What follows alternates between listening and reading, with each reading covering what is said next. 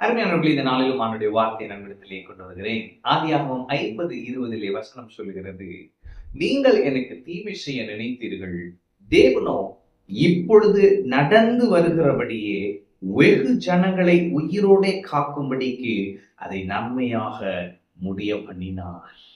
யோசேப்பு தன்னுடைய வாழ்க்கையில அனுபவித்த காரியங்கள் பல தீங்குகளை அனுபவிக்கிறார். சகோதரர்கள் தீங்கு செய்ய நினைத்தார்கள், ஆனால் கர்த்தரோ அதை நன்மைக்கு எதுவாக முடிய பண்ணினார். ஆமென்.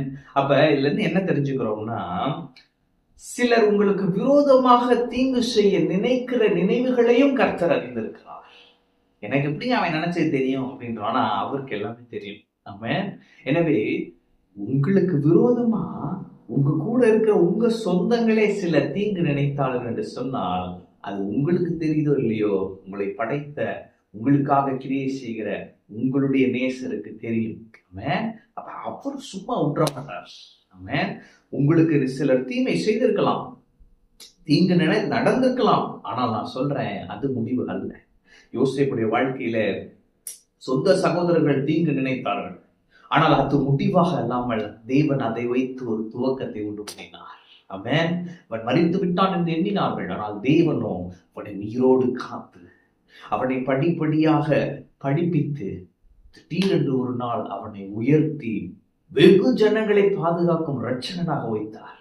ஆமென்.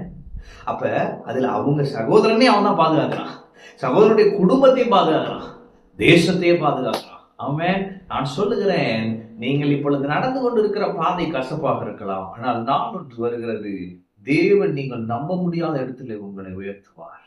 அப்பொழுது தீங்கு செய்ய நினைத்தவர்களும் உங்களை தேடி வருவார்கள், நீங்கள் அவர்களை பராமரிக்கிற சூழ்நிலைகளை கர்த்தர் உங்களை கொண்டு போய் நிறுத்துவார். அப்பொழுது நீங்க இதை சொல்லுவீங்க, நீங்கள் எனக்கு தீமை செய்ய நினைத்தீர்கள், ஆனால் தேவனோ அதை நன்மைக்கு எதுவாக முடிய பண்ணினார். அப்ப இன்னைக்கு நீங்கள் தீமையான காரியங்களை அனுபவித்திருக்கலாம். இவங்க எனக்கு இப்படி பண்ணிட்டாங்களே பிரதர், நான் நல்லது செய்ய போய் நான் இப்படி மாட்டிக்கிட்டேனே. நீங்க ஆண்டவர் சொல்றாரு, தீமைகளை நன்மைக்கு எதுவாக முடிய பண்ணுகிற தேவன் நான். நீ சந்தித்துக் கொண்டிருக்கிற இது முடிவு அல்ல, நான் அதை நன்மைக்கு எதுவாக முடிய பண்ணுகிறேன். நீ என் நாமத்தின் மகிமைக்காக நிற்பா என்று சொல்லுகிறார். ஆமென்.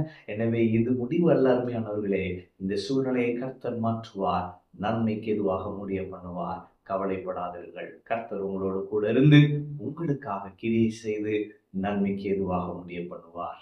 ஆமென். கர்த்தர் உங்களோடு இருக்கிறார். கர்த்தர் ஆசீர்வதிப்பார்.